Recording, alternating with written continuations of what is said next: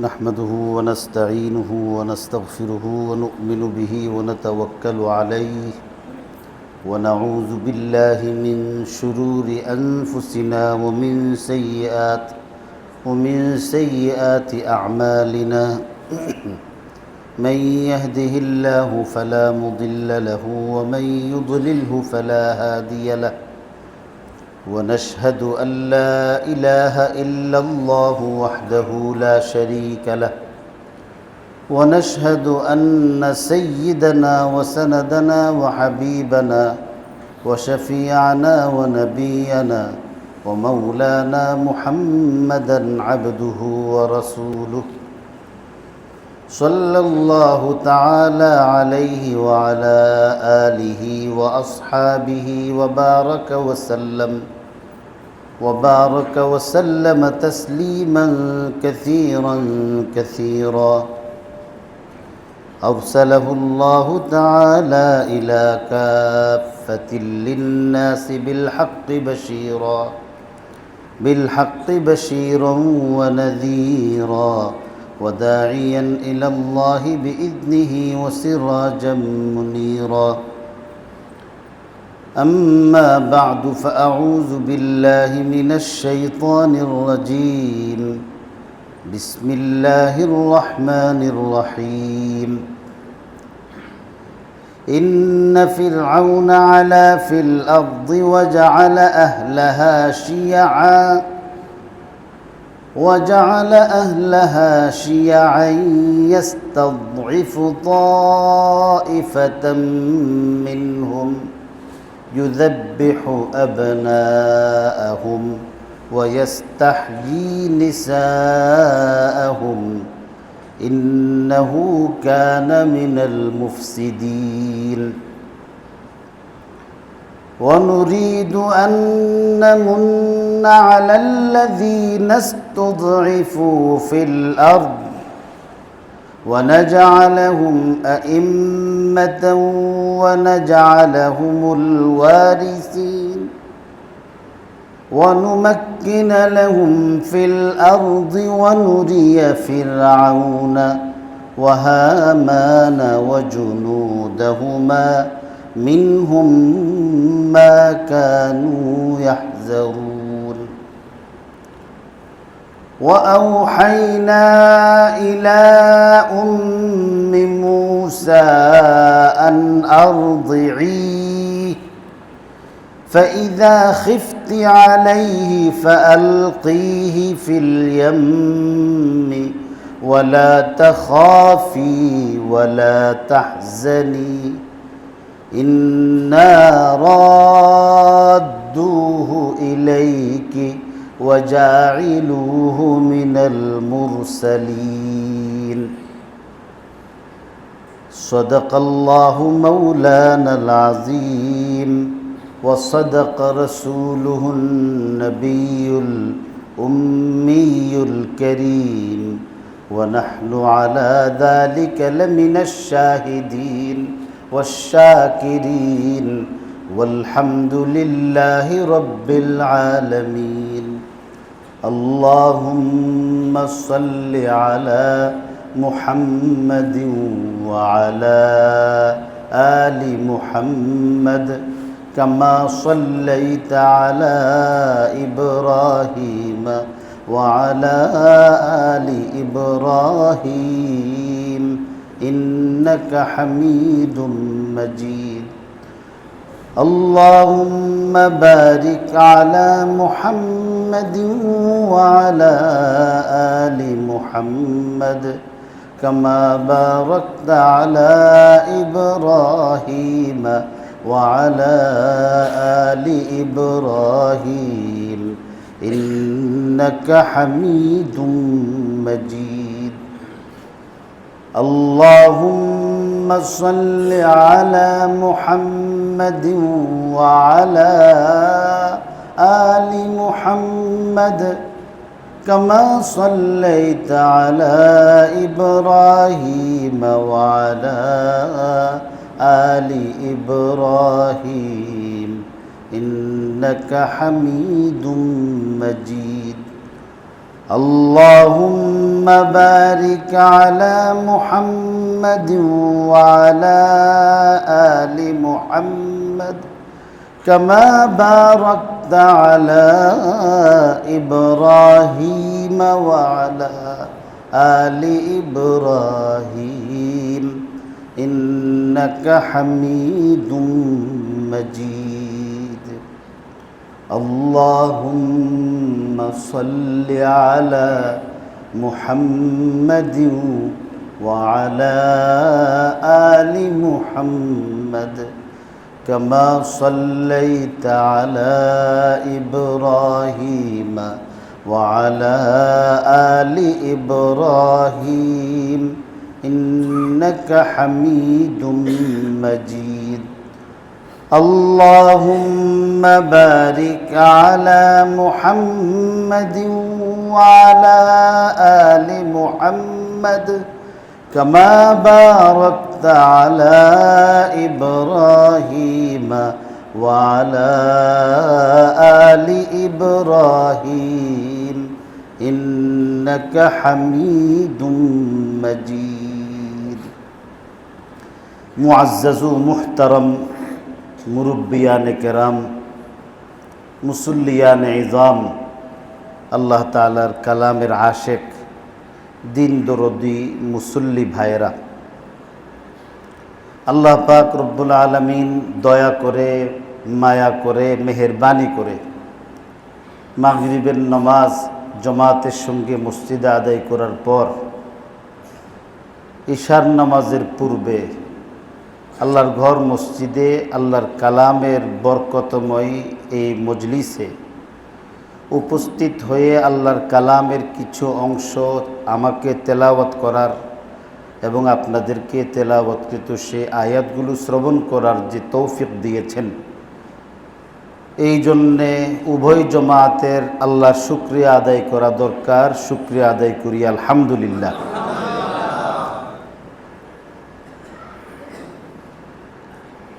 লাগাতার 2 সপ্তাহ আমাদের ধারাবাহিক তরজমা তাফসীরের এই আলোচনা কিছু শরঈ জরুরত এবং কিছু বিশেষ প্রয়োজনের কারণে সাময়িকভাবে বন্ধ থাকছিল। আল্লাহ পাক রব্বুল আলামিন আবার আপনাদেরকে নিয়ে এখানে বসার যে সুযোগ দিয়েছেন, এটা আর একটা মেহেরবানি করছেন। আল্লাহ তাআলার এই মেহেরবানিরও শুকরিয়া আদায় করে আরেকবার মোহাব্বতের সঙ্গে বলি আলহামদুলিল্লাহ। বিগত অধিবেশনে আমরা যেই আয়াতগুলো তেলাওয়াত করেছিলাম, তেলাওয়াতকৃত সেই আয়াতগুলোর শেষ আয়াত এবং তার সঙ্গে আজকে আরও কিছু আয়াত তেলাওয়াত করেছি। যারা নিয়মিত এখানে বসি আমরা সবাই জানি, আমরা সূরাতুল কাসাসের ধারাবাহিক তরজমা এবং আনুষঙ্গিক সংক্ষিপ্ত তাফসীর পেশ করতেছিলাম। আজকে চতুর্থ, পঞ্চম এবং ষষ্ঠ, সপ্তম আয়াত তেলাওয়াত করছি। প্রথম আয়াতটিতে আল্লাহ পাক রব্বুল আলামিন ফেরাউন এবং তার দলবলের 5টা বদ অভ্যাস, 5টা নাফরমানির আলোচনা করে আল্লাহ পাক আল্লাহর পক্ষ থেকে তাকে একটা হুকুম দিয়েছেন, একটা উপাধি দিয়েছেন।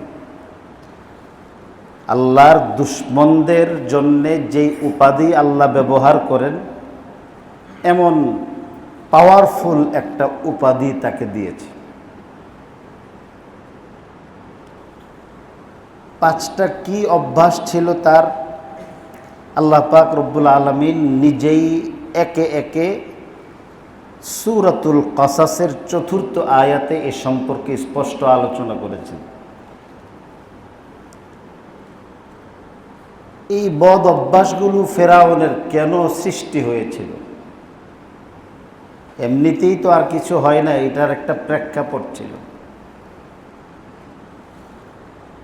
মানুষ যখন চোখে মুখে আর কিছু দেখে না, বাঁচার কোনো পথ যখন দেখে না, তখন মানুষ হিংস্র হয়।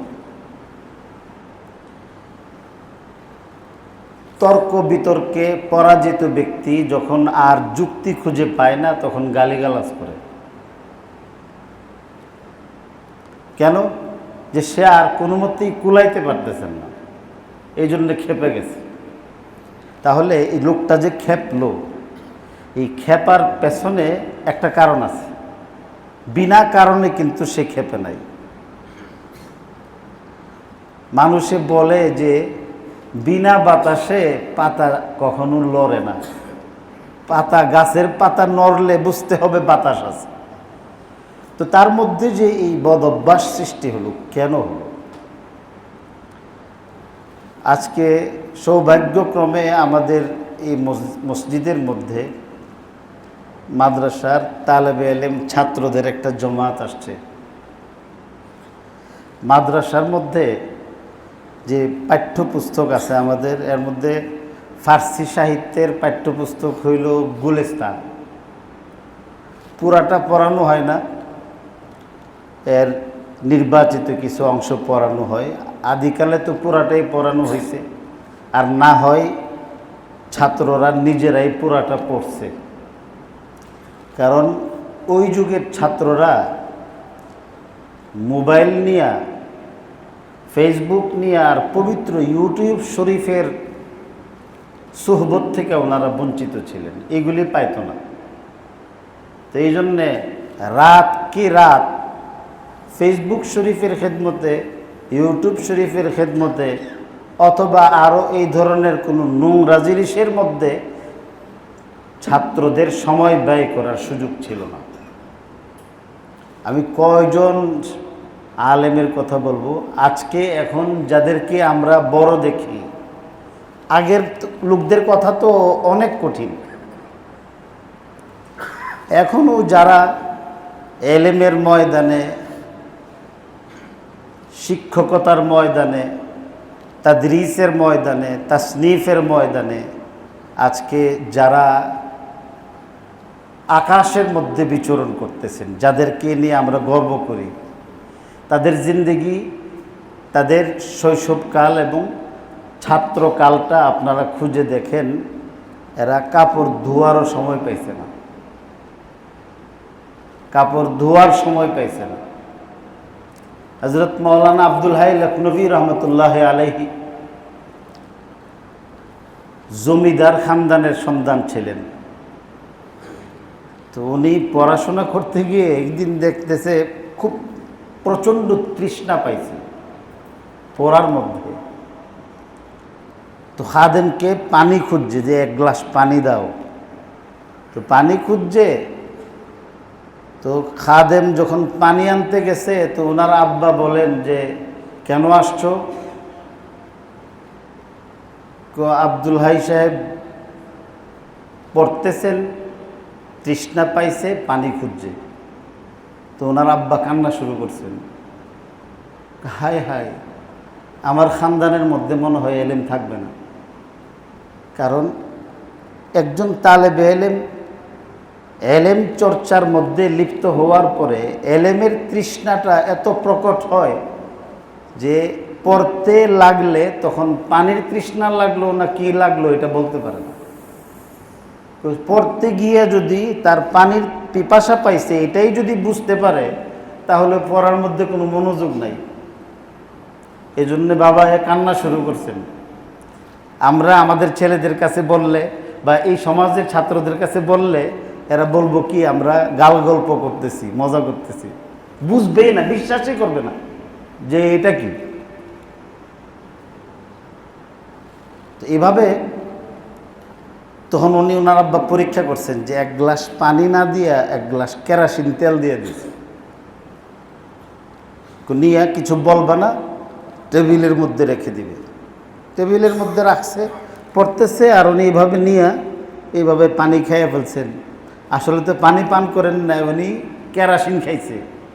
আর খাদেমকে বলছে যে গ্লাস নিয়ে কাছে রাখবে, পান করার পরে সে কি মন্তব্য করে এটা বইল। তো পুরা কেরাসিনের গ্লাস পান করে ফেলছে, উনি মাথা পড়ার থেকে মাথা উঠাইছেন না, মাথা উঠান নাই, না উঠাইয়া পড়ার মধ্যেই লেগে আছেন। তো খাদেমকে আব্বা জিজ্ঞাসা করছে, আব্দুল হাই কিছু বলছে? না হুজুর কিছু বলেনি। তো বলেন যে আলহামদুলিল্লাহ, আলহামদুলিল্লাহ, আল্লাহ আমার খানদানের মধ্যে এলেম রাখবে।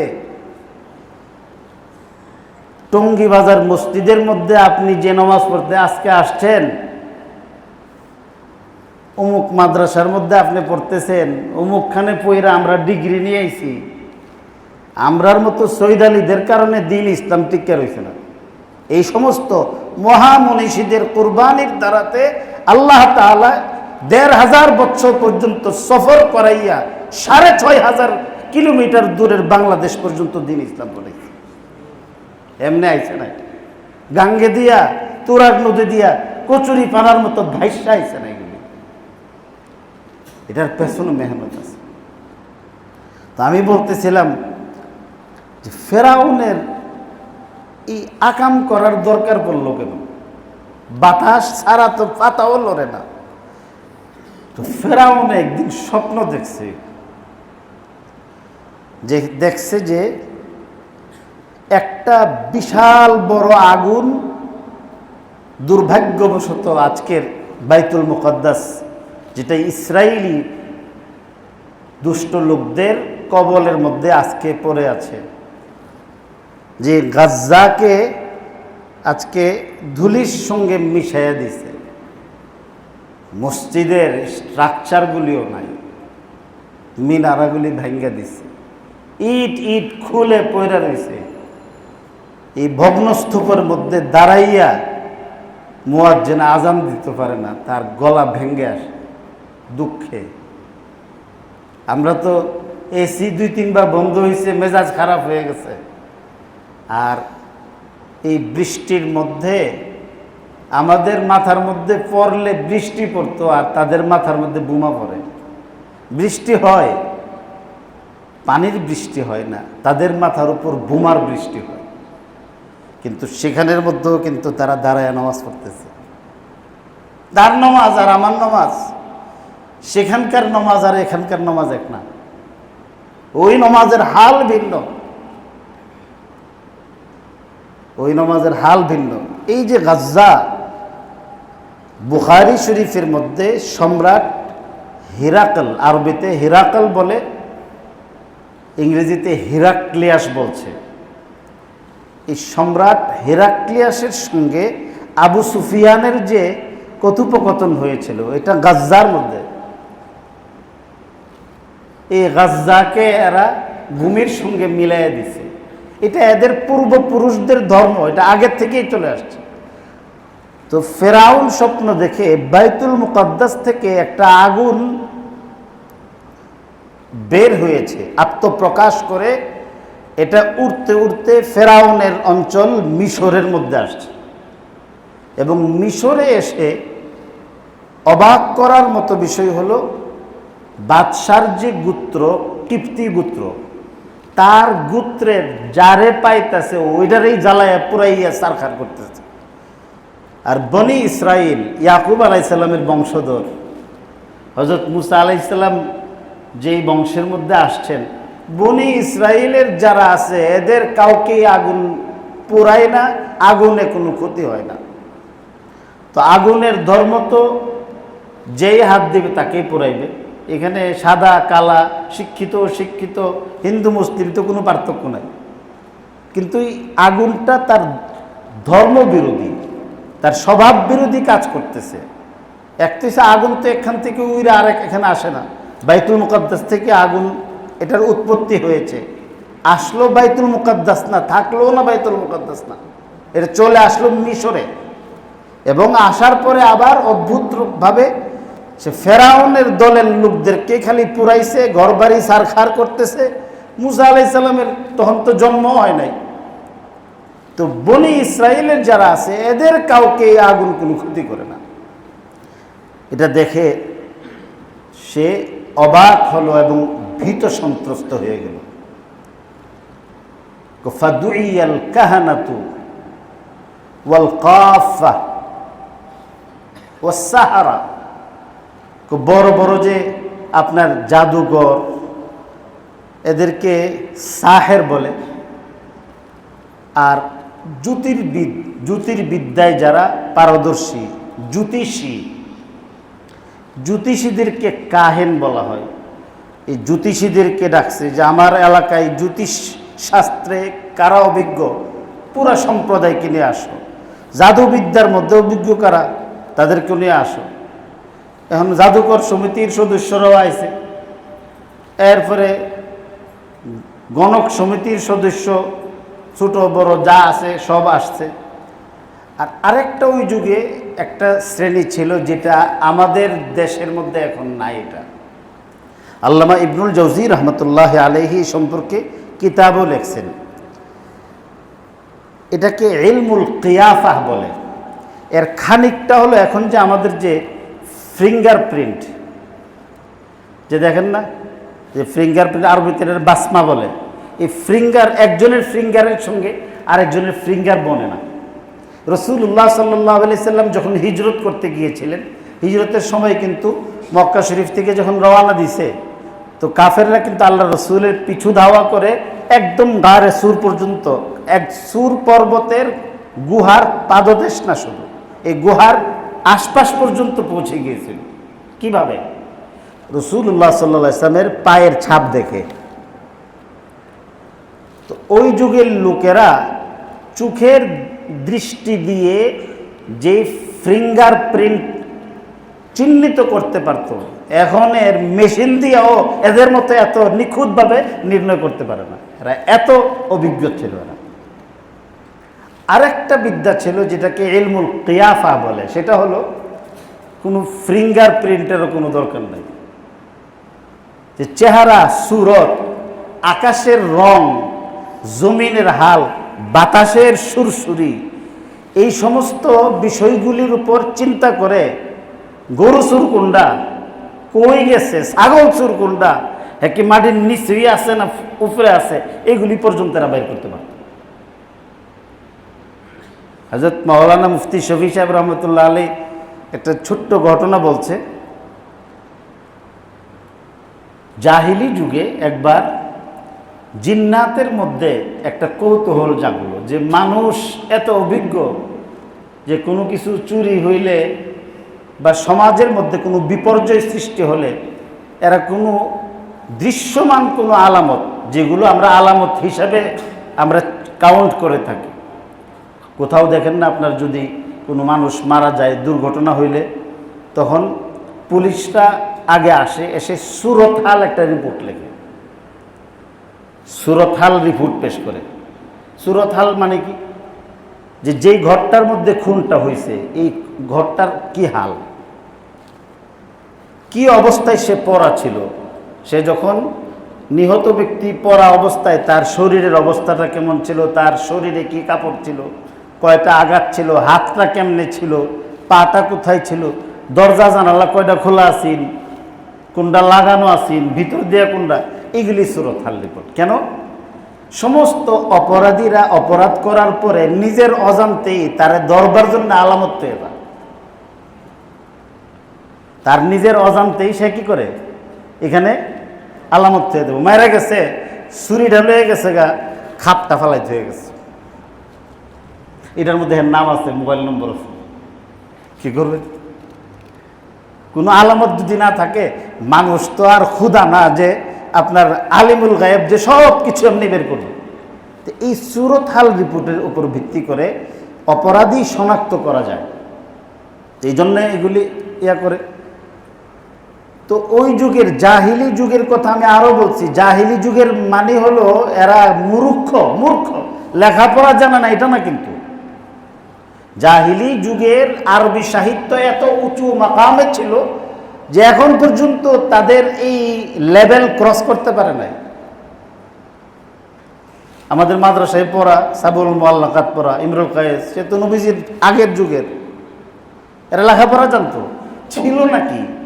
আমাদের মতো আখলাক ছিল না, সব বুঝতো, সব জানতো। আমরা যা না জানি তার চেয়েও বেশি জানতো। কিভাবে? যেটাকে দেখেন যে ইলমুল কিয়াফা, এটা এখন বর্তমান বিশ্বে নাই, কিতাবের মধ্যে আছে। তো জিন্নাতদের কৌতূহল জাগলো যে একটা মানুষ কিভাবে স্বাভাবিক আলামত বাদ দিয়া এই কিয়াফা সেনাসির মাধ্যমে অপরাধী শনাক্ত করে ফেলতে পারে, এটা আমাদের একটু বুঝতে হইব। আমার মনে হয় না, বিশ্বাস হয় না।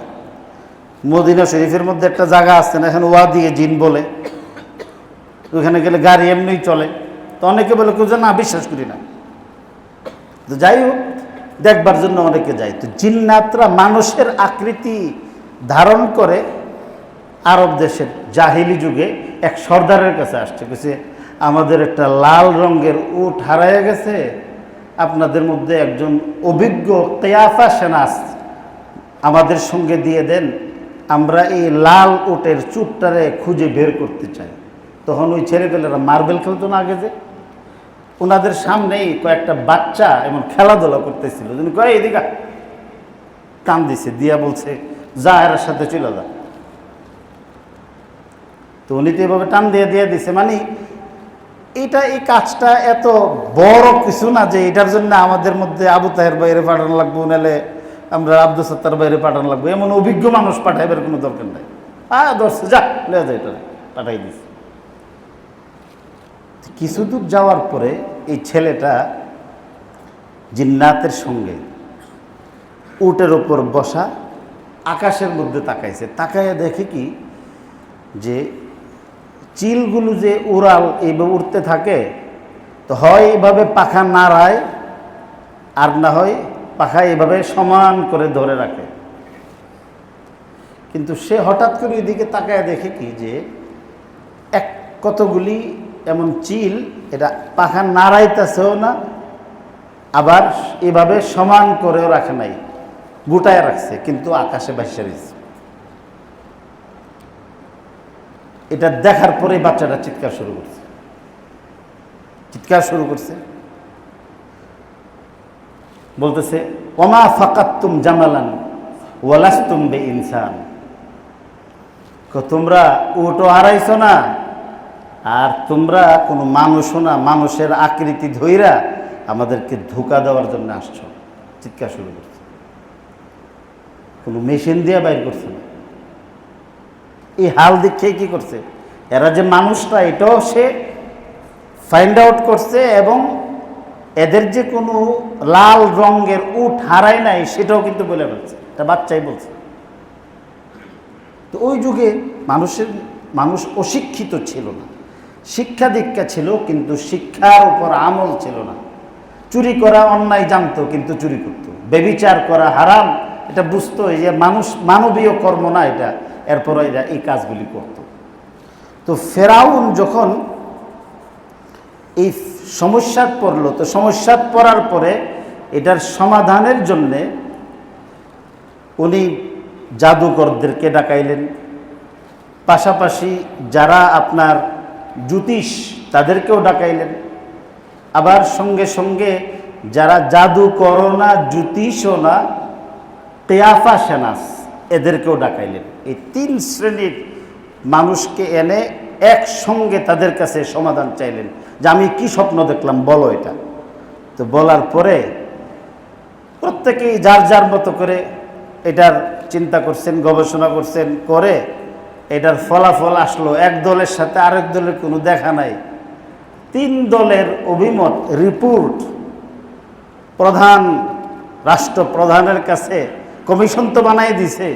এই কমিশনের জাদু কমিশনের লোকজন, এরপরে কিয়াফা সেনাস কমিশনের লোকজন, এরপরে জ্যোতিষ সম্প্রদায়ের যে কমিশন, সবাই গিয়ে বলল যে বনি ইসরাইল গোত্রে একটা ছেলের জন্ম হবে, যেই ছেলেটা আসমানি ক্ষমতা প্রাপ্ত হবে, ঐশী ক্ষমতা সম্পন্ন, এবং তার দুনিয়াতে আবির্ভূত হওয়াটা আপনার জীবন এবং আপনার রাজত্বের পতনের কারণ হবে।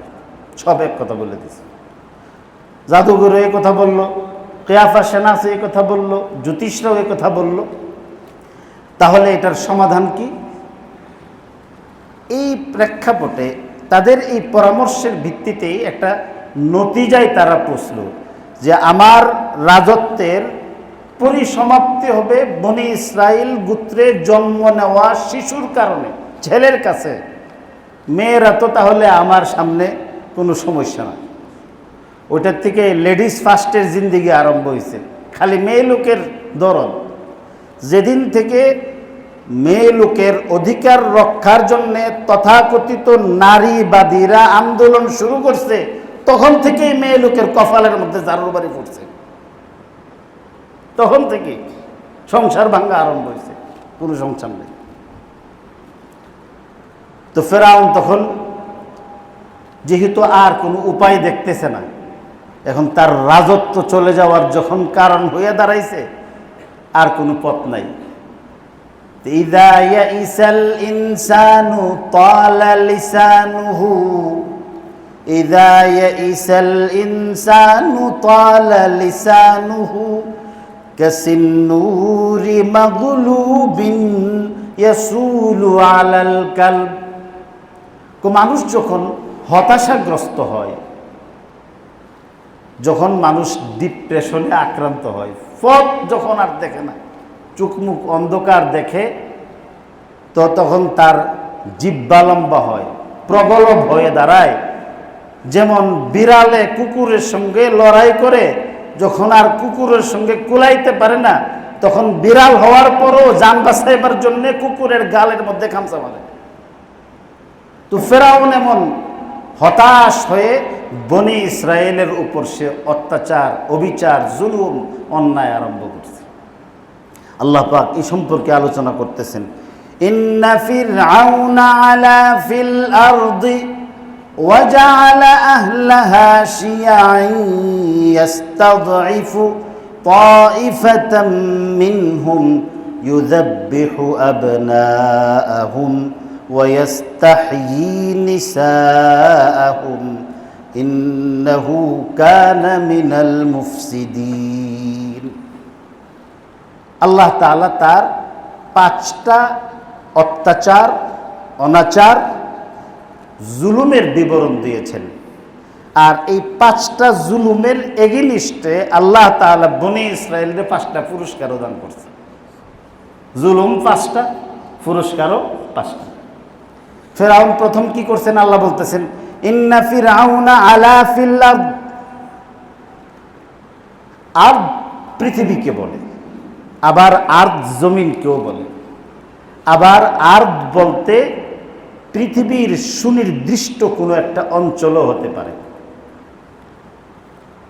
কিতাবের মধ্যে বলছে যে আরবিতে আলিফ লাম শব্দ ব্যবহার হয় একটা অনির্দিষ্ট শব্দকে সুনির্দিষ্ট করার জন্য।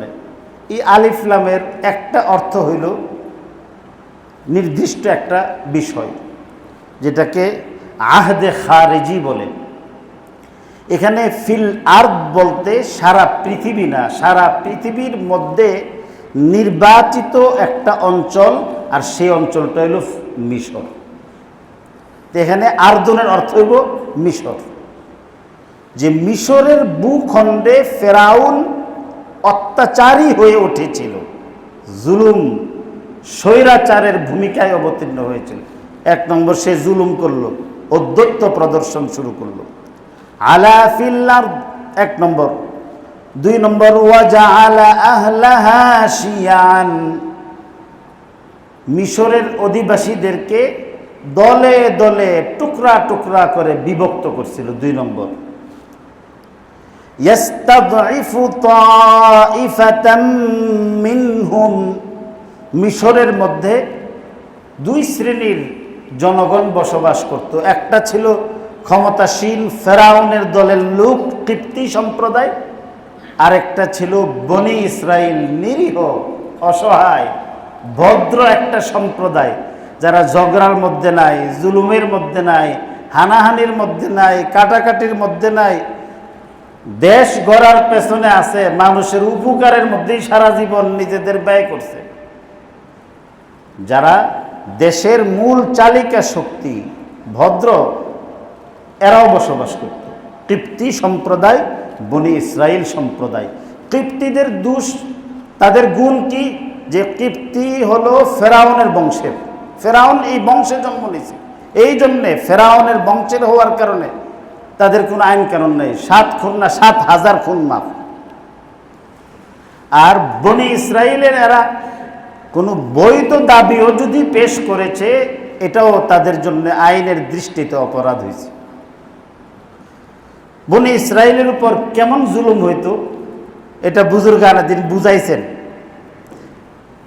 আপনারা পাহাড়ের ঝর্ণা দেখছেন না? ঝর্ণার পানি কি নিচ থেকে পাহাড়ে উঠে না পাহাড় থেকে নামে? পাহাড় থেকে এই পানিগুলি গড়াইয়া নিচের দিকে পড়ে। তো পাহাড় অনেক উঁচু, ওই উঁচু পাহাড় থেকে পানি গড়াইয়া নিচে পড়ছে, এখানে পানির জলাশয় হয়েছে। এই জলাশয়ের মধ্যে একটা নিরীহ ছাগলে পানি পান করতে গেছে। আর ঠিক পাহাড়ের চূড়ায় যেখান থেকে পানির এই ঝর্ণা ধারা সৃষ্টি হয়েছে, ওই উঁচার মধ্যে শক্তিশালী এক বাঘ এসে দাঁড়াইছে। দাঁড়ায় বলছে, এই কি করস? ছাগল রে ধমক দিছে, পানি গোলা করিস না, তুই আমার পান করার পানি গোলা করতেছস। তো ছাগল কইল যে আমি হইলাম নিচে, আপনি হইলেন উফরে, আমি আপনার পানি কিভাবে গোলা করুন? গোলা তো আপনি এনে করবেন। কই তোর বাপে গোলা করছিল, তোর বাপে গোলা করছিল। কইয়াই ওইখান থেকে এই ছাগলের ঘাড়ের মধ্যে লাফ দিয়া পইরা তার গাড় ভাঙ্গা লেছে। কিনলে কি ওই যে উফরে পাহাড়ের চূড়ায় বাঘে যে পানি খাইছেন, ওই পানি নাকি হে নিচে থেকে গোলা করছে। এই যে অযৌক্তিক জুলুম অত্যাচার, এটা কেন করতে পারছে? এটা ফেরাউনের দলের লোকেরা করছে। কেন? মামলা যদি লইয়া যা হাকিম সাহেবের কাছে যাইব, তো আমার দলের লোক ওই। আর সাধারণ জায়গার মধ্যে মামলা লইয়া গেলে তো মামলা নিতই না, মামলা নিবে না, দেখেও দেখবে না। এরপরে যদি ছোট্ট আদালতে যায়, এখান থেকে এটারে নিয়ে যাবো উচ্চ আদালতে, হাকিম সাহেব যদি আমার পক্ষে রায় না দেয়, তাহলে হেরে বদলাইয়া আরেকজন হাকিম আনুন। এরপরও যদি সম্ভব না হয়, তাহলে এটার আরো উচ্চ আদালতে নিয়ে যাবো। সেখানের মধ্যে দিনের বেলা আদালত বসবে আর রাতের বেলা বাসার মধ্যে ফাইসালা হবে। বদরের যুদ্ধ, ওইখানে ফাইসালা করব। এরপরও যদি সম্ভব না হয়, তাহলে তো হেরার আব্বাজান ফেরাউন আছে, ওই ফেরাউনের কাছে গিয়া বলবো যে ভুল করে বলছে কার, বাস ওনার কাছে গেলে ওনার তো স্পেশাল পাওয়ার আছে, পদাধিকার বলে তিনি বলবেন যে যা তোর সব কিছু মাফ করে দিলাম, বাস 70 বছরের গুনাহ মাফ, গড় গোষ্ঠীর সমানে। এরপরে মনে করেন গোলাপ ফুল দিয়া, গেন্দা ফুল দিয়া, পুরা গলার মধ্যে মালার আর মালা দিয়া গেছিল, সুর হইয়া আইসে ডাহাইতে। এখন সামনে নির্বাচন করব, তো এই সব তো এদের হাতে। তো ফেরাউন আর বনি ইসরাইলের দ্বারা এদের কাজ করে পূর্ণ পারিশ্রমিক পায় নাই। খাবার দিয়া, খাবারের বিনিময়ে কাজ করছে, এই খাবার পাইছে না, অর্থ সম্পদ কিছুই দিছে না, ঘর বাড়ি লুটপাট করছে, এই সব কিছু এদের উপর জুলুম। তো ফেরাউনের 3 নম্বর অপরাধ ছিল ইয়াস্তাদঈফু তাইফাতাম মিনহুম, মিশরের অধিবাসীদের মধ্যে একটা দল, একটা শ্রেণীকে এরা সব সময় দুর্বল করে রাখত।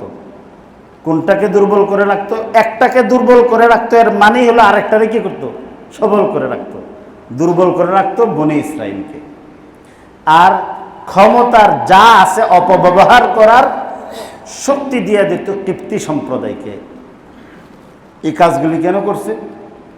সে একলা তো চলতো না, তার দলবলটা যদি খুশি না রাখে, তাহলে বনি ইসরাইল গোত্রের মধ্যে যেই ব্যক্তি জন্ম নিব, যার কারণে তার রাজত্ব শেষ হইব, তার পতন হবে, মৃত্যুর কারণ হবে, তার ক্ষমতা টিকায় রাখবার জন্য সে তো একলা যথেষ্ট না, এই জন্যে আরো দুষ্ট লোকদেরকে খুশি রাখতে হইব, এই জন্য এদেরকে ফেসিলিটি দিয়ে দিছে। ইয়াস্তাদঈফু তাঈফাতাম মিনহুম, তো বনি ইসরাইল ওই দেশের বাসিন্দা হওয়ার পরও পরবাসী। আমাদের দেশের মধ্যে দেখেন, আজ পর্যন্ত কোনো মাদ্রাসার মধ্যে, কোনো মাদ্রাসায় এখন পর্যন্ত আলহামদুলিল্লাহ ছাত্রদের মধ্যে হল দখল নিয়ে মারামারি নাই। কোনো মাদ্রাসার মধ্যে অস্ত্র পাওয়া গেছে না। মাদ্রাসার ছাত্ররা এই অধপতিত সমাজের মধ্যে সুইডে হাত না। যত ত্রাস এবং সন্ত্রাস, এই সব কিছু তো আধুনিক বিশ্ববিদ্যালয়গুলির মধ্যে হইতেছে। প্রাইভেট ইউনিভার্সিটিগুলি তো ইউনিভার্সিটি নাই, এটা প্রেমনগর হয়ে রয়েছে।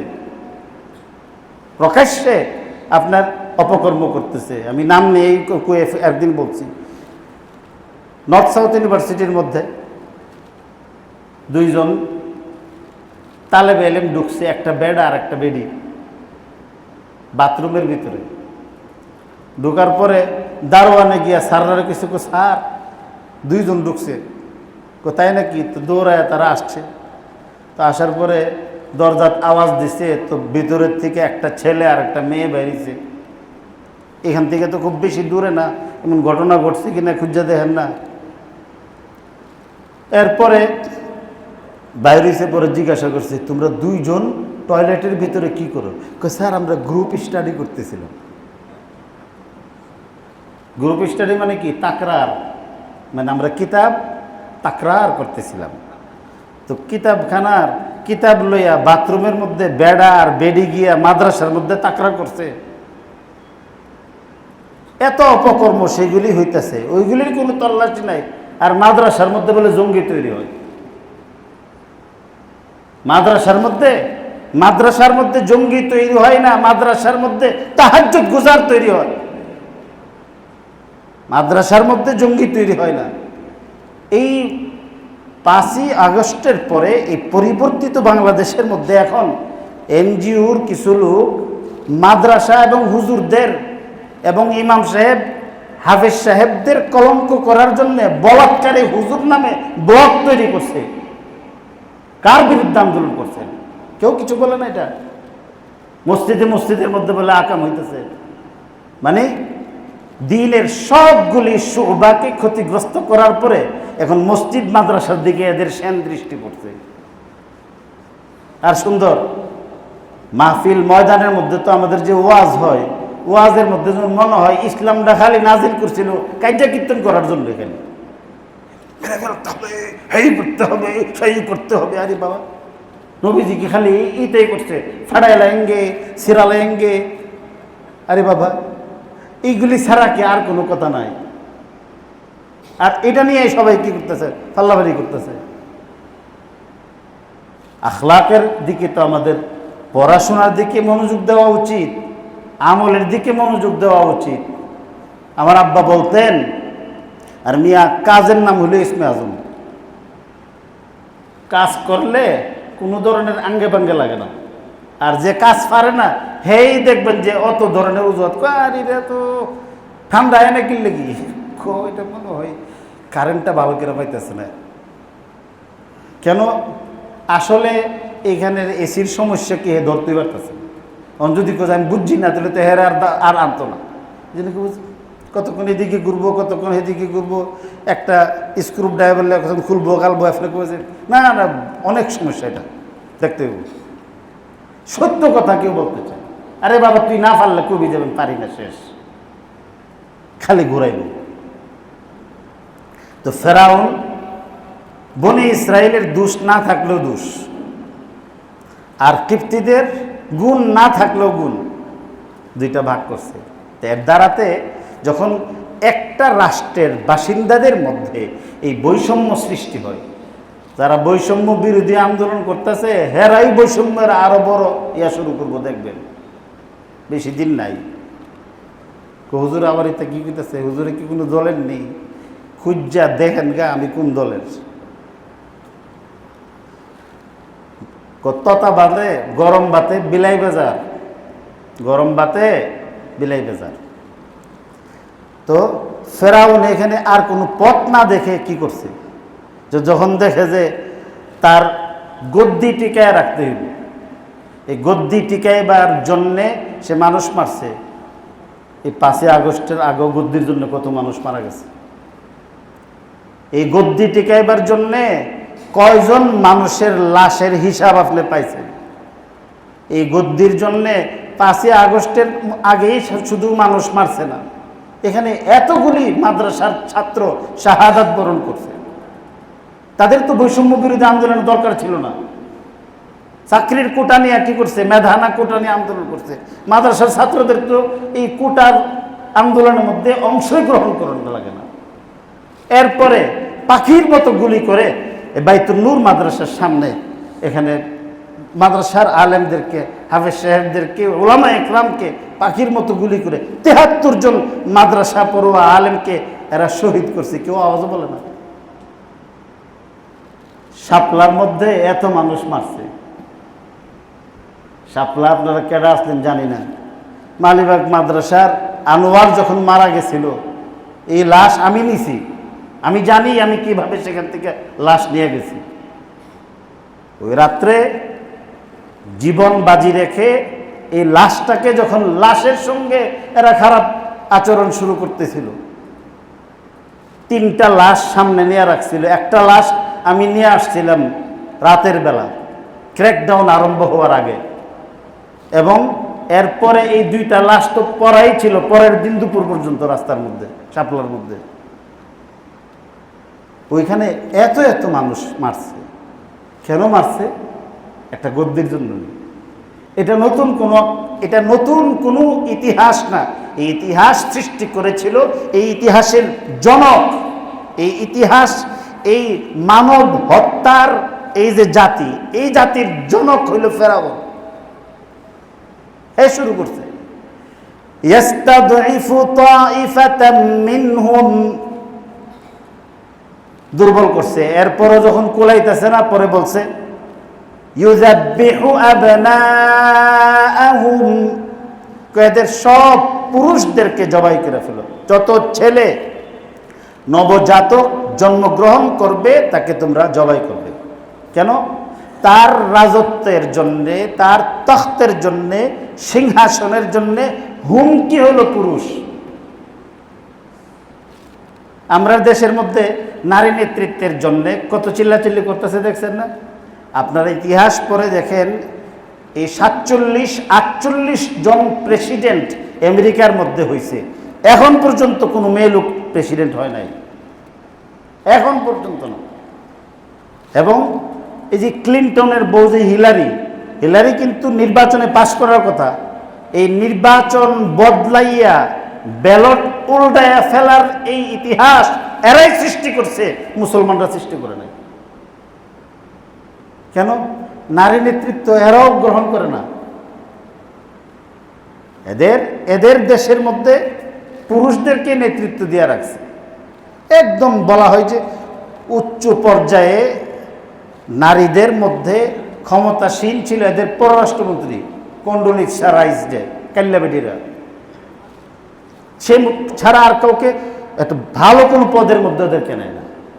আর আমরার দেশের মধ্যে ওই করিমুন নেসা, জরিমুন বিবি, নসিমুন খাতুন, এরার আপনার ইয়ার জন্যে, আপনার তাদেরকে স্টাবলিশ করার জন্যে ঘরের থেকে বাড়ির থেকে বাইর করে আইন না, ঋণের নামে সুদ খাওয়াইয়া আল্লাহর নাফরমান বানাইতেছে, স্বামীর বিরুদ্ধে লেলায় দিতেছে, এবং বেহায়া বানাইয়া পুরা দেশের মধ্যে জিনা বেবিচারের একটা রাজত্ব কায়েম করে দিছে। মূল জিনিস হলো তাদের নারীত্বকে নষ্ট করা। মূল জিনিস এরা শিক্ষা দিছে। ঋণের সঙ্গে এটার কি সম্পর্ক আছে যে ভাঙ্গা ঘরে থাকবো না, স্বামীর কথা মানবো না, ভাঙ্গা ঘরে থাকবো না, স্বামীর কথা মানবো না? তো কার কথা মানবো? আমাদের ব্রাহ্মণবাড়িয়ার ভাষায় একটা শব্দ বলে লাং, তাহলে কি হের কথা শুনবো? কার কথা শুনবে? স্বামীর কথা যদি না শুনে। যেই মেয়ে স্বামীর কথা শুনবে না, তাহলে স্বামী ছাড়া অন্যের কথা শুনবে, তো তার ঘরের মধ্যে তো হালাল জাদা জন্মইতো না, হারাম জাদাই জন্মইব। কারণ এদের দেশের মধ্যে এটা হারাম জাদার সমাজ, হালাল জাদার সমাজ না এটা। তো এই জন্যে পুরুষ যেই হবে তাকে জবাই শুরু করছে। ইউযাব্বিহু আবনাআহুম, 4 নম্বর বদ অভ্যাস। ওয়ায়াস্তাহয়ী নিসাআহুম, আর নারীদেরকে ছেড়ে দিত, নারীর কোনো দোষ নাই। কত বড় বাটপার দেখেন। কিছুদিন আগে, খুব করোনার আগে কিন্তু গাড়ির মধ্যে লেখত নারী, শিশু ও প্রতিবন্ধীদের জন্য 9টি সিট সংরক্ষিত। দেখছেন না? এটা কার জন্যে? নারী, শিশু, প্রতিবন্ধী, 3 শ্রেণীর মানুষের জন্য 9টা সিট। তো যদি সমহারে আপনি যদি বিভাজন করেন তাহলে 3টা করে সিট, 3টা বাচ্চাদের জন্যে, 3টা নারীদের জন্যে, 3টা প্রতিবন্ধীর জন্য। এখন কি প্রতিবন্ধী? প্রতিবন্ধী তো একবারটা কানে শুনে না, হ্যাঁ শ্রবণ প্রতিবন্ধী, হাটকাল, হেরে নিয়ে বসাইবেন। এবং প্রতিবন্ধীর কি কতটুকু যে দৃষ্টি প্রতিবন্ধী, চোখে দেখে না, এমনকি 2 চোখ না থাকলে হে প্রতিবন্ধী না একটা, অথবা আপনি মনে করেন যে 2টা চোখই আছে, একটা গিয়ে ভিতরের দিকে রয়েছে এই দিক দিয়ে, আর একটা কিনারও গিয়ে রয়েছে, চাইছে এইদিকে, দেখা দা মনে হয় এইদিকে চাই রয়েছে, সেও তো প্রতিবন্ধী। এক বেটা কথা কইতে পারে না। আমার মাদ্রাসার এক ছাত্র মাহফুজ, বসুন্ধরা পরে, এখন আমি যে গেলাম যে তোমার নাম জানি কি, অনেকখানি ভাবে মাহফুজ কইছে। অনেকক্ষণ পরে এবার ঘুরতে ঘুরতে গিয়ে পরে কি বলছে, মাহফুজ। তো সেও তো প্রতিবন্ধী, তো হেরে কে বসাইবেন নি? এই ভাগ করছে 3টা, আর বসে জোয়ান মেয়েরা, জোয়ান মেয়েরা সমান অধিকারের এরা স্লোগান দেয়। সংসদে 300 আসন, এরপর আবার 30টা, এখন তো আর বাড়ছে মনে হয় না। এই অতিরিক্ত সংরক্ষিত আসন কেন? তোমরা না সমান অধিকারের আন্দোলন করছো, আয়ো ময়দানে নামো, 300ই তোমরা পারলে লয়ে দাও। যদি নির্বাচনে ওনারা এইভাবে দাঁড়া, মহিলা যদি এভাবে এককভাবে মহিলা সমিতির থেকে যদি নির্বাচন দাঁড় করায় দেওয়া হয়, ওগুলা গোলাপ ফুলও ফুটতো না, এই ফুল আর ফুটতো না, কলি থাকবো কলি। তখন তো তাদের ওই যে মেয়ে লোকদেরকে ছেড়ে দেওয়ার এই যে ফেরাউনি স্কিম, এটা তো বাস্তবায়ন হইতো না। এই জন্য এখানে করে দিচ্ছে ইউযাব্বিহু আবনাআহুম ওয়া ইয়াস্তাহয়ী নিসাআহুম। এই 5টা বদ অভ্যাস। সে অত্যাচার শুরু করেছিল, অত্যাচারী হয়েছে, জালেম স্বৈর শাসক হয়েছে, এবং বাসিন্দাদেরকে বিভিন্ন ভাগে বিভক্ত করেছে। এক শ্রেণীকে এরা দুর্বল করে রাখছে, ছেলেদেরকে জবাই করছে, আর মেয়েদেরকে মেয়ে হিসাবে জন্ম যারা নিছে তাদেরকে জবাই না করে ছেড়ে দিয়েছে। মেয়ে লোকের দরদ, অযাচিতভাবে এমন ভালোবাসা, এটা মুসলমানি দরদ না, এটা ফেরাউনি দরদ। এই জন্যই বলছিলাম যে এখন আমাদের মধ্যে এগুলি ঢুকে গেছে।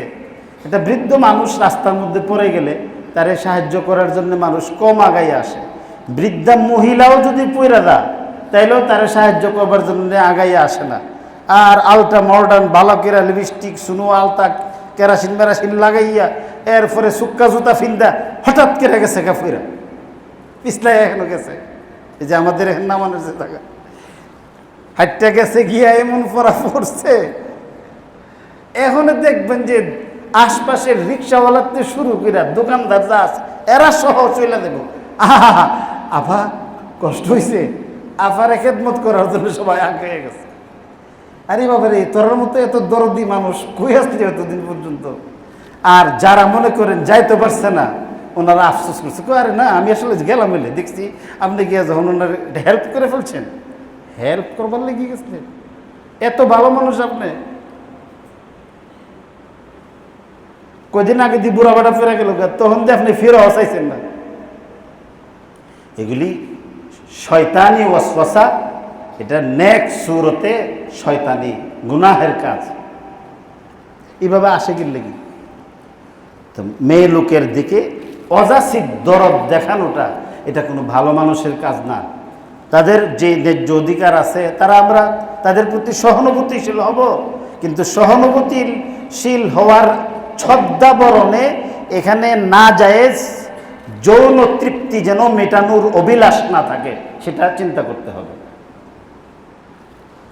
ইন্না ফিরআউনা আলা ফিল আরদি ওয়া জাআলা আহলাহা শিয়া'আন ইস্তাদঈফু তা'iফাতাম মিনহুম ইউযাব্বিহু আবনাআহুম ওয়া ইস্তাহয়ী নিসাআহুম। এই পাঁচটা বদ আচরণ, বদ অভ্যাস ফেরাউনের ছিল। এখন আল্লাহ তাআলা একটা মৌলিক হুকুম বর্ণনা করতেছেন, আর এই পাঁচটা বদ অভ্যাস যাদের থাকবো এরাই সন্ত্রাসী, এরাই মৌলবাদী, না কি বলে আমাদের জঙ্গিবাদী। ইন্নাহু কানা মিনাল মুফসিদিন, নিশ্চয়ই সে বিশৃঙ্খলা সৃষ্টিকারী জঙ্গি সম্প্রদায়ের অন্তর্ভুক্ত। সে জঙ্গি ছিল। যারা জঙ্গি এরাই দম্ভ করবে, যারা জঙ্গি এরাই দলে দলে ভাগ করবে, যারা জঙ্গি এরাই একটা দলকে দুর্বল আর একটাকে ফেসিলিটি দিয়ে সবল করবে, এরাই পুরুষদেরকে হত্যা করে নারী স্বাধীনতা, নারী অধিকারের স্লোগান নিয়ে সারা দেশ গরম করবে। পুরুষের অধিকার নিয়ে কথা বলতে না। আল্লাহ তাআলা বলতেছেন যে এরা হইল, এই ফেরাউন হলো মুফসিদিনের অংশ। মুফসিদ কারে বলে? ওয়াইদা কিলা লাহুম লা তুফসিদু ফিল আরদি ক্বালু ইন্নামা নাহনু মুসলিহুন আলা ইন্নাহুম হুমুল মুফসিদুনা ওয়ালাকিন লা ইয়াশউরুন। আল্লাহ পাক রব্বুল আলামিন বলতেছেন, যারা তোমাদেরকে সন্ত্রাসী বলে, আসলে এরাই সন্ত্রাসী। পৃথিবীতে এরাই সন্ত্রাস ছড়ায় আর বলে যে আমরা সন্ত্রাস নির্মূল করি। আমি আল্লাহ বলতেছি, এরা সন্ত্রাস নির্মূল করতেছে না, এরা সন্ত্রাস বিস্তার করতেছে, কিন্তু জানে না এরাই সন্ত্রাসী। মাদ্রাসার মধ্যে পড়ে যে ছেলেটা, এই ছেলেটা রাগী হইল কোরআনের সুহবতে, হাদিসের সুহবতে, আল্লাহ ওয়ালাদের সুহবতে আসার পরে এই ছেলেটা নরম হয়ে না। এই ছেলেটা নরম হয়, যেই ছেলেটা ত্রাস ছড়াইতো, ওইটাই দাওয়াত তাবলীগের মধ্যে এসে যখন সময় লাগাইছে, আল্লাহ ওয়ালাদের সঙ্গে ফিরছে, ঘুরছে, মসজিদে মসজিদে সফর করছে, আল্লাহ ওয়ালাদের সুহবতে যে ত্রাস ছিল, সে ত্রাস নির্মূল করার জন্যে বিরাট বড় স্তম্ভ হয়ে দাঁড়াইছে, খেদমত করতে গেছে। হযরত উমর রাদিয়াল্লাহু তাআলা আনহু ওই সময়ের সবচেয়ে টপ টেরর ছিল। আল্লাহ রাসূল সাল্লাল্লাহু আলাইহি সাল্লামের সান্নিধ্যে আসতে পরে আমল পরিবর্তন হয়ে গেছে। সেই ধারা এখনো আছে, সেই ধারা এখনো আছে। মাদ্রাসার মধ্যে যে ছেলেরা পড়াশোনা করে, আমরাও মাদ্রাসায় পড়ছি, এই ফিতনার যুগেও মাদ্রাসার একটা ছেলে সকালবেলা 10 টাকা নাস্তা করলে সে আল্লাহর শুকরিয়া আদায় করে। অনেকে আছে 10 টাকার নাস্তাও করতে পারে না। অনেক ছাত্র এখনো আছে 10 টাকাও নাস্তা করতে পারে না। এই ছেলেগুলি কি করে জানেন? নাস্তার সময় তো এশরাকের টাইম, এরা অনেক সময় আছে উজু করে বাহানা করে মসজিদে গিয়ে এশরাকের নামাজ পড়ে। মিয়া, স্কুল কলেজের এই ছেলে পেলেগুলি রে উচিত পয়সার চেয়ে আরো বেশি পয়সা দেওয়ার পরও এরা কত ধরনের বেলা এনে পয়সা খরচ করতেছে, মা বাপের উপর কত অত্যাচার করতেছে। তারই আর একটা ভাই মাদ্রাসায় পড়তেছে, মা যখন 200 টাকা দিছে, 100 টাকা দিছে, আর বেশি টাকা দিতে পারতেছে না, তো মারে সান্ত্বনা দিয়ে বলে দিই লাগতো না, ইনশাল্লাহ চলবে। এই ফিতনার যুগে তো আছে। আমি আরেকদিন বলছিলাম যে ভোর রাতে ফজরের নামাজের সময় বাংলাদেশে প্রায় 7 পয়েন্টের কাছাকাছি রিখটার স্কেলে যে ভূমিকম্প হয়েছিল ফজরের আগে। আমি তো এমন ঘুম দিছি কিচ্ছু কইতে পারি না। কেমন ভূমিকম্প হয়েছিল, এই ভূমিকম্পের এটা তো আমরা আবহাওয়া অধিদপ্তরের থেকে এগুলি আমরা না জানিলে আমরা জানি না, কিন্তু এই যে সাপ বিচ্ছু এগুলি কিন্তু আগেই খবর পাই। আমি মালিবাগ মাদ্রাসায় রওনা দিছি রাতের ক্লাস করুম, মগবাজার যাওয়ার পরে দেখি যে মানুষের চিল্লাচিল্লি করে যার যেমনে ফাল্লাইতেছে নামতেছে, এটার ভিতরে এমন মোটা 2 সাপ গিয়ে ঢুকছে। লাভবাহিক একটা গাড়ি আছিল, ওইদিকে মিরপুর কোনখানে জানি আপনার থাকতো। ওই যে যখন ভূমিকম্পন আরম্ভ হয়েছে তো সাপ গাতার ভিতরে থাকে তো দৌড়ে আর জায়গা না পায় লাভবাহিক আল্লাহুম্মা লাভবাহিক ওইখানে গিয়ে উঠছে। তো লাভবাহিকের মধ্যে উঠছে, তো কি পরিমাণ আপনার ঝাঁকুনিটা আসছে। এর চেয়ে আরো 1 পয়েন্ট কম, এর চেয়ে আরো 1 পয়েন্ট কম মাত্রার ভূমিকম্প তুরস্ক হয়েছে, মেসাকার হয়ে গেছে, একদম কংক্রিট হয়ে গেছে। বাংলাদেশে একটা বিল্ডিংও কিচ্ছু হয়েছে না, একটা বিল্ডিংও কিচ্ছু হয়েছে না। কেন? বাংলাদেশে এখনো এমন হাজার হাজার মাদ্রাসা আছে, শেষ রাত্রে ফজরের আগে মাসুম বেগুনা বাচ্চারা হেফজখানার মধ্যে মক্তবের মধ্যে সবক ইয়াদ করার জন্য একটা কোরআন শরীফ পড়তেছে। আর নাহলে আমি একদিন বলছিলাম যে ভাত খাও যে কার বরকতে, এখান তো আর বলতে পারো না। আজকে আব্দুল সত্তার বাইরে বলতেছিলাম দুপুরবেলা, কালিউবি কিতাবের মধ্যে লেখছে যে এক ব্যক্তি তার একটা কন্যা সন্তানকে নিয়ে মাছ মারতে গেছে। তো মাছ মারতেছে, ডুলা ছিল না আগে, বাঁশের ডুলা দিয়ে দিছে, ডুলার মধ্যে বাচ্চাটা রেখেছে মাছ, মা ডুলাটা ধরো। তো বাবাই মাছ ধরে মেয়ের কাছে দেয়, মেয়ে ডুলার মধ্যে না তুই আরেকখান নদীর মধ্যে ছেড়ে দেয়। অনেকক্ষণ মাছ ধরছে, ধরতে ধরতে আপনার মনে করছে যে অনেক হয়েছে, এবার সপ্তাহখানেক খাইতে পারব না। তো খুঁজে গেছে, মা মাছ কই? আব্বু ছেড়ে দিয়েছি। কেন?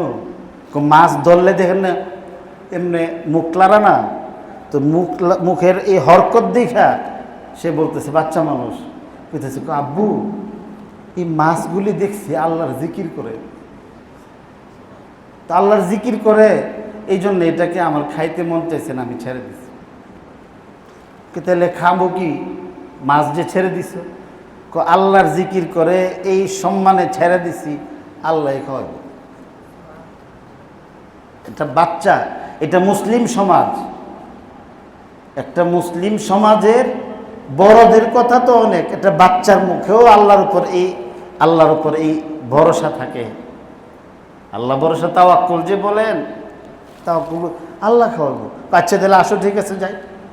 বাড়িতে গেছে, যাওয়ার পরে আল্লাহ পাক রব্বুল আলামিন ওই মেয়ের কিছু আনা ইনদা জন্নি আব্দি বি, আমার বন্দা আমার উপর যেমন ধারণা করব আমি তার সঙ্গে এমন মুআমালা করব, এমন আচরণ করব। খানা আসা শুরু হয়েছে, খানা খাইতেছে, সকালে খানা দরকার, খানা আসতেছে, দুপুরে খানা দরকার, খানা খাইতেছে, বিকালে খানার দরকার, খাইতেছে। এখন তো এই বাচ্চা যাদের ঘরে জন্ম নিছে, এটা তো তেঁতুল গাছের মধ্যে তো আর নসুন্দির অত বড় সাগর কলা ধরছে না, তো আপনার ভালো মানুষের সন্তান, তো এরা ইবাদত বন্দেগীর মধ্যে মগ্ন আছে। তো বেশিরভাগ ক্ষেত্রেই দেখা যায় যে কম বয়সে যে বাচ্চাগুলি মারা যায়, এরা অল্প সময়ের মধ্যে মা বাপের এবং মানুষের হৃদয় এরা জোড়ায় ফেলে নিজেদের আখলাকে ব্যবহারে। মানুষে বলে যে ছেলেটা মারা গেছে ও 5টা ছেলের চেয়ে এইটা বেশি মেধাবী আছে, বলে না? বেশি মেধাবীরা কম সময়ে মারা যান। ইমাম নববী রহমতুল্লাহ আলাইহি 37 বছর বয়সে মারা গেছে। আব্দুল হাই লখনবী রহমতুল্লাহ আলাইহি 39 বছর বয়সে মারা গেছে। কাসেম নানতবী 49 বছর বয়সে মারা গেছে। ইমাম মোহাম্মদ রহমতুল্লাহ আলী 52 বছর বয়সে মারা গেছে, অল্প অল্প হায়াত পাইছে। এখানে তো আমরা অনেকেই এর চেয়ে বেশি হায়াত পাইছি, কিন্তু এই অল্প সময়ের মধ্যে কি কাজ করে গেছেন ওরা, সারা পৃথিবীর মধ্যে একটা আন্দোলন সৃষ্টি করে গেছে। আমাদের উস্তাদ হযরত মাওলানা মুফতি সাঈদ আহমদ পালনপুরি রহমতুল্লাহ আলী বলছিলেন, বিগত 200 বছরের মধ্যে সহি তরিকায় দ্বীনের যেখানেই খেদমত হয়েছে সারা পৃথিবীর, এই সব খেদমতের পেছনে কাসেম নানতুবি রহমতুল্লাহ আলীর অবদান আছে। এবং এটা বলছেন ওলামা ইকরামের মজলিসের মধ্যে, বেফাকের ইয়ার মধ্যে, যে আফ্রিকার জঙ্গলের গভীর আধারের মধ্যে কোনো ব্যক্তি যদি একবার আল্লাহ বলে, ওই আল্লাহ বলার পেছনেও কাসেম নানতুবির অবদান আছে। এত খেদমত করে গেছে।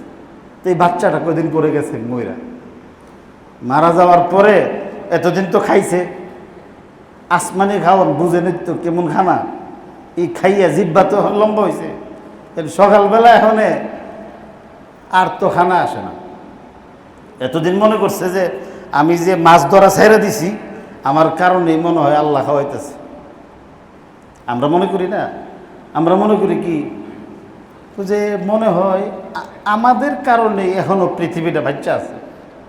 মানুষ যত খারাপ শুরু করছে, আল্লাহু আকবার, আমরা যে কয়জন নামাজ পড়ি মনে হয় আমাদের কারণে এখনো বাচ্চা রয়ে গেছে। তবে একটা আফসোস, আগের যুগের বুজুর্গানে দিনের কত কেরামতি দেখছি, আমরা কি কোনো কেরামতি প্রকাশ পায় না। কারণ কি? সকালে একটা একবার চিন্তা করি, চড়ুই পাখিরে যদি কইতাম তুমি কবুতর হয়ে যাও, আর এটা যদি মনে করেন কাবাব হয়ে আমার বুক হয়ে পড়তে, ইস কেরামতি বিচাই। আগের বুজুর্গরা এমন চিন্তা করছে না, ওনারা মনে করছে যে আমি সবচেয়ে বেশি খারাপ। ज़मन दारद सगे नसरानियार, ज़मन दारद सगे नसरानियार के ऊबे गुनाहस्तु मन गुनहगार। কাসেম নানতুবি বলতেন, আমি তো এত পাপী যে মানুষে আমাকে ঘৃণা করবে কেন, একটা কুকুরও আমাকে ঘৃণা করার কথা, কারণ কুকুরের গুনাহ নাই, আমার গুনাহ আছে। ওনার গুনাহ আছে। রাত পিছে সারা রাত্র নমাজের মধ্যে কাটাইয়া খতম করতেন যে ব্যক্তি, দারুল দেওবন্দের প্রতিষ্ঠাতা, যিনি মাদ্রাসায় ছাত্ররা আইবার জন্যে উনি রেল স্টেশনে গিয়া কুলি সাজ্জা বসে থাকতেন। ছাত্ররা गाटी पुस्ता निये आसले गया तो मौलवी साहब दारुल पढ़ने के लिए आई हूँ, दीजिए। माथार मध्य तालेब एलेमेर बोझा गाट्टी एगुली आइन ना, आबार माद्रासात आइले तो मानुषे चिनबो, आर पुरान छात्ररा जदि देखे जे कासेम नानतुबिर केल्लार मध्य हेर खेतार गाट्टी उठाइतेছে, तो हेर तो किलाइया आरेक खेतार गाट्टी बानाइबो। तो এই জন্য মাদ্রাসার কাছে আইসা কইতে কি यहाँ से दारुल ज़्यादा दूर नहीं, लीजिए। पैसा तो लागतो ना, पैसा लागतो ना, कुली साज्जे। केन ओनारा भाबतेन जे तालेबे इल्मरा एरा আল্লাহ তাআলার অনেক মাকবুল, এদের পিছে পায়ের নিচে রহমতের ফেরেশতারা ডানা বিছাইয়া দেয়। আমার পাওয়ার তুলে বিছান না বিছামে তো কইতে পারি না। নবীজি এদের সঙ্গে ফাস্তাউসু বিহিম খায়রা, এদের সঙ্গে এদের কল্যাণকামী হওয়ার কথা বলছে।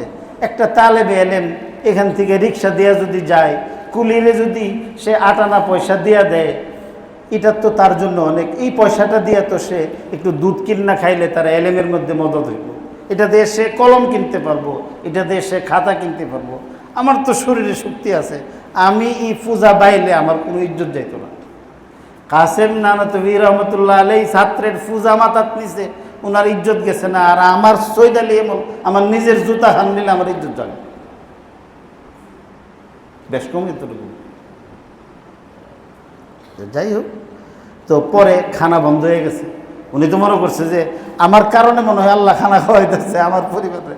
আমরা মনে করি না যে আমার ছেলের আমি খাওয়াই, আমার মেয়ের আমি খাওয়াই। অনেকে বলে যে আমার তো হুজুর অনেক খানেওয়ালা, আমার একটা বোনরেও দেখতে হয়, আমার মারও দেখতে হয়, আবার ভাইটা মারা গেছে তার সেই ফ্যামিলিও দেখতে হয়, আমি তো সকলকেই লালন পালন করি। আরে সকলরে আপনি লালন পালন করেন না, এরা দেখেন দিকে আপনার মতো আকামলারে আল্লাহ খাওয়াইতেছে। আনতুম তুরজাকুনা বিদুআফাইকুম, আমরা এরা খাওয়াই না, হ্যাঁ আমরা কি করে খাওয়া, খানা বন্ধ হয়ে গেছে। তখন বুঝলেন যে আরে এতদিন তো ভাবছিলাম যে আমি মাছ ধরি না দীক্ষা আল্লাহর উপর ভরসা করছি, আল্লাহ আমার খানা দিছে। আসলে তো এই বাচ্চাটার এখলাস তাওয়াক্কুলের বরকতে আল্লাহ এতদিন আমারে খাওয়াইছে। তো এই দেশের মধ্যেও যে আল্লাহ খানা দিয়া রাখছে, এই মাসুম বেগুনা তালেবে এলেমগুলির কারণে, নমাজি লোকগুলির কারণে, রোজাদার লোকগুলির কারণে, হাজী সাহেবদের কারণে, আল্লাহওয়ালা লোকগুলি যদি আল্লাহরে ডাকা বন্ধ করে দিব, ওই দিন ইউনুস মিয়া আর তমুক মিয়া কোনো মিয়া হয় আর তোমার খাওয়াইতে পারতো না। আল্লাহ পাক রব্বুল আলামিন আমাদেরকে বুঝার তৌফিক দেন। তো এই 5টা কাজ যে করব, সে যদি নিজেকে সন্ত্রাস নির্মূলকারী দাবিও করে, তারপরেও সে সন্ত্রাস নির্মূলকারী না, সে সন্ত্রাসীদের হুতা। কে বলতেছে? আল্লাহ পাক রব্বুল আলামিন। ইন্নাহু কানা মিনাল মুফসিদিন। 5টা বদ অভ্যাস আল্লাহ বলতেছেন বনি ইসরাইলকে, যে আমিও তোমাদেরকে 5টা পুরস্কার দেব। وَنُرِيدُ أَن نَّمُنَّ عَلَى الَّذِينَ اسْتُضْعِفُوا فِي الْأَرْضِ وَنَجْعَلَهُمْ أَئِمَّةً وَنَجْعَلَهُمُ الْوَارِثِينَ। আল্লাহ বলতেছেন যে আমি চাইতেছি মিশর ভূখণ্ডের মধ্যে দুর্বল শ্রেণীটার উপর অনুগ্রহ বর্ষণ করতে। আমি দুর্বলদের উপর দয়া করতে চাই। আন্নামুন্না আলাল্লাযীনা ইসতুদঈফু, দুর্বল শ্রেণীটার উপর আমি আল্লাহ অনুগ্রহ বর্ষণ করতে চাই। কোনখানে এরা দুর্বল ছিল? কফিল আরদ, মানে ফি আরদি মিসর, মিশরের ভূখণ্ডে ফিরআউন যাদেরকে দুর্বল করে রাখছিল, এদের উপর আমি দয়া করব। তাহলে এর মানে কি? ফেরাউন তোর কিপ্তি সম্প্রদায়ের উপরে আমি আল্লাহ দয়া করুম না কেন? 5টা আকাম করস। ওয়ানুরিদু আন নামুন্না আলাল্লাযীনা ইসতুদঈফু ফিল আরদ, 1 নম্বর দয়া করব। ওয়া নাজআলাহুম আইম্মাতান, এবং এই বনি ইসরাইল দুর্বল শ্রেণীটাকেই আমি মিশরের এই ভূখণ্ডে নেতৃত্ব দান করব, ইমাম বানায় দেব। তোমরা তোমাদের নেতৃত্ব এখানে চলবে। ফেরাউন এবং তার দলবল কিপ্তি সম্প্রদায়ের কোনো নেতৃত্ব চলবে না। লেজ, লাঠি, গোবর যা আছে সারেতা গুটাইয়া পলাইবারও সময় পাইছে না। وَنَجْعَلَهُمْ أَئِمَّةً وَنَجْعَلَهُمُ الْوَارِثِينَ। তাহলে 2 নম্বর পুরস্কার আল্লাহ ঘোষণা দিতেছেন যে বনি ইসরাইল তোমাদেরকে দুর্বল করে রেখেছে ফেরাউন, আমি কিন্তু তোমাদেরকে নেতৃত্ব দিচ্ছি, নেতৃত্ব তোমাদের হাতে চলে আসবে। এই হাত তাহলে মানে কি? জুলুম যদি করে, জালেমের হাতে কখনো নেতৃত্ব থাকে না। এই জন্য আমরা মসজিদ থেকে বলি যে যারা আমাদের কাছে এর চেয়ে বড় শিক্ষা কি আছে? ধরেন আগে যারা দেশ পরিচালনা করছে, এদের জুলুমে মানুষ অস্থির হইয়াই তো সবাই খেপছে, তো এদের জুলুমেই তো এদের পতন টেনে আনছে। তো পতন টেনে আনার পরে এখন যারা আছে এরা যদি জুলুম করে, তো এরা আল্লাহ ছেড়ে দিব? আরে बदलेगा जमाना लाखों मगर कुरान न बदला जाएगा। সব কিছু পরিবর্তন হইব, কোরআন পরিবর্তন হবে না। কোরআনের মালিক আল্লাহর নিজাম পরিবর্তন হবে না। ওয়ালাম তাজিদা লিসুন্নাতিল্লাহি তাবদীলা, আল্লাহর নিজামের মধ্যে কোনো পরিবর্তন নাই। সূর্য পূর্ব দিক দিয়ে উঠব। এই জন্যে জুলুম থেকে সব সময় বেঁচে থাকা। কেন? আয-যুলমু যুলুমাতু ইয়াউমাল কিয়ামা, কিয়ামতের দিনের অন্ধকার হয়ে দাঁড়াবে। তাহলে আল্লাহ বলেন তোমাদেরকে আমি দয়া করুম, তোমাদেরকে আমি ইমাম বানামু। 3 নম্বর বলতেছেন ওয়া নাজআলাহুমুল ওয়ারিসিন, এই ফেরাউনের হাতে হলো মিশরের রাজত্ব। যেহেতু ফেরাউন কিপ্তি সম্প্রদায়ের লোক, কাজেই ফেরাউনের অনুপস্থিতিতে কিপ্তি সম্প্রদায়ের লোকেরা ফেরাউনের রাজত্বের উত্তরাধিকার লাভ করবে। আল্লাহ বলতেছেন না, কিপ্তি সম্প্রদায়ের লোকদেরকে ফেরাউনের রাজত্বের ওয়ারেস না বানাইয়া, হে বনি ইসরাইল, আমি আল্লাহ ঘোষণা দিতেছি তাদের জুলুম স্বীকার করার কারণে আমি আল্লাহ তোমাদেরকে ফেরাউনের রাজত্বের ওয়ারিস বানাই দেব। ওয়া নাজআলাহুমুল ওয়ারিসিন। 3 নম্বর ওয়া নুমাক্কিনা লাহুম ফিল আরদ ওয়া নুমাক্কিনা লাহুম ফিল আরদি ওয়া নুরিয়া ফিরআউনা ওয়া হামানা ওয়া জুনুদাহুমা মিনহুম মা কানু ইয়াহজারুন। ওয়া নুমাক্কিনা লাহুম ফিল আরদ, আর আমি, তামকিন বলা হয় পুনর্বাসিত করাকে। আমি মৌচাক এলাকার মধ্যে দেখতাম যে আগে গাড়িওয়ালারা কি জানি কইতো, আমি বুঝতাম না এটা, যে টঙ্গী গাজীপুর কুয়া এদিকে চেরাগালি আরো কি কি কুয়া পরে পরে বাইর করছে কি বাস্তহারা, এই ধরনের কোনো একটা জায়গা আছে এদিকে, হ্যাঁ বাস্তহারা,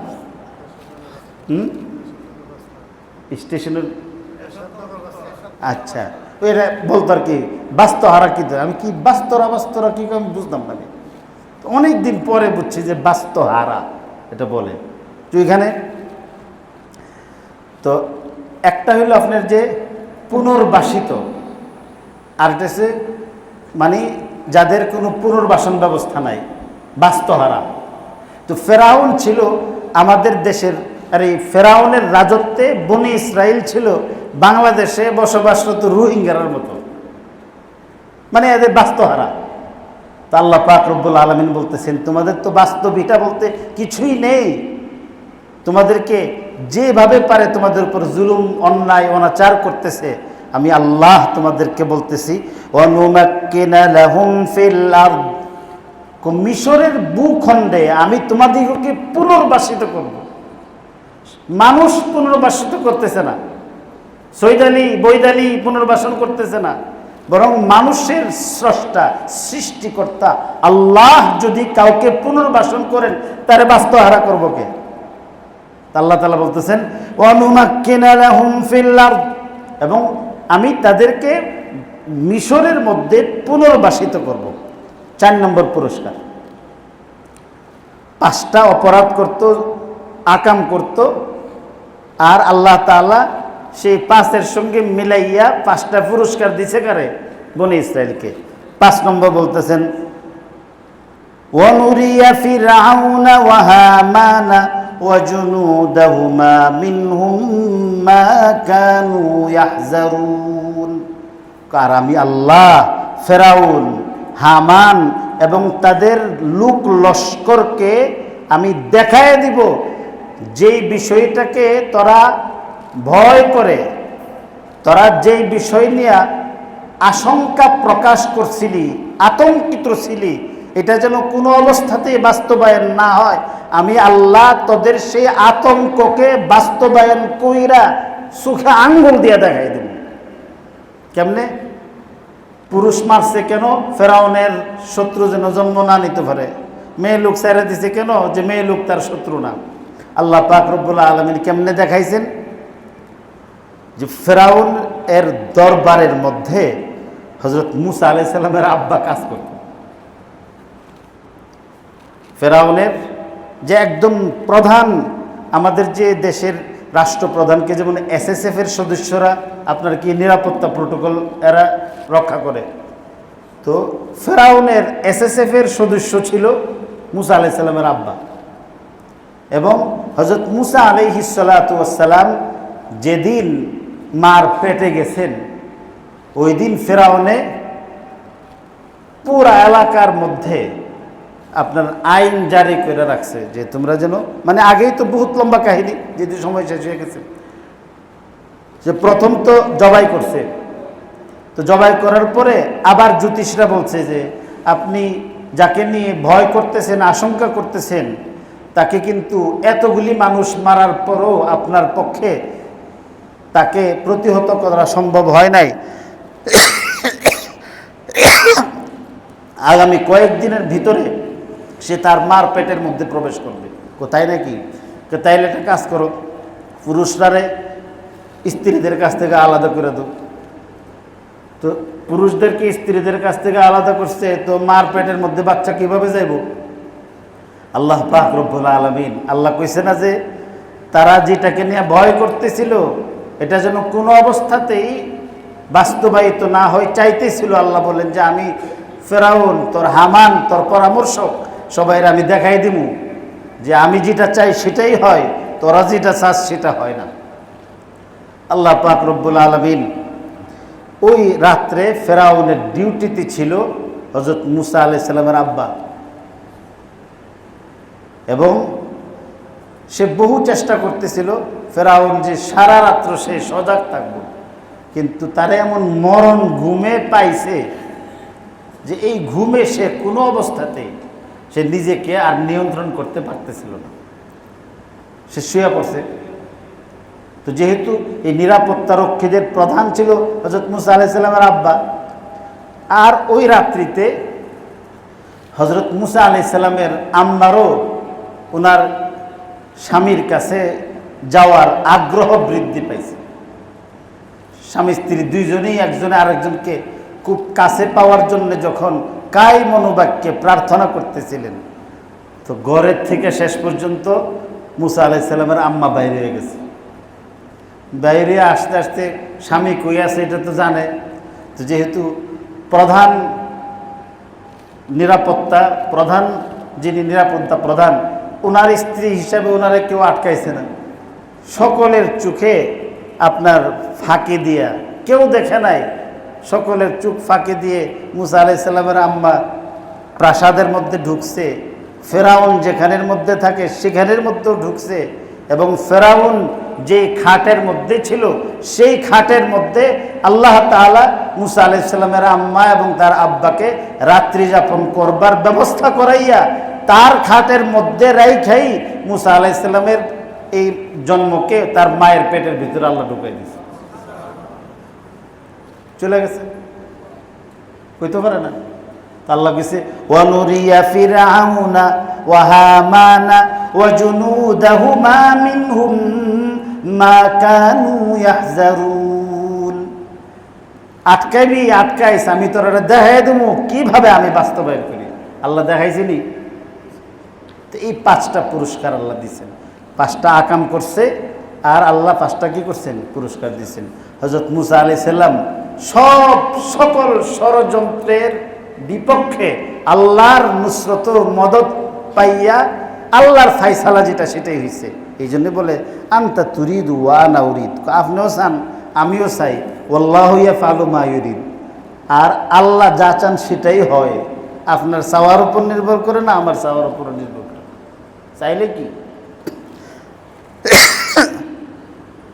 হযরত মুসা আলাইহিস সালাতু ওয়াস সালাম যখন মার পেটে চলে গেলেন, তখন আবার জ্যোতিষদেরকে বসাইলেন যে ঘটনা কি। সকালবেলা এসে সবাই উস্কো শুষ্ক অবস্থা, মেজাজ খারাপ। কি যাবো না?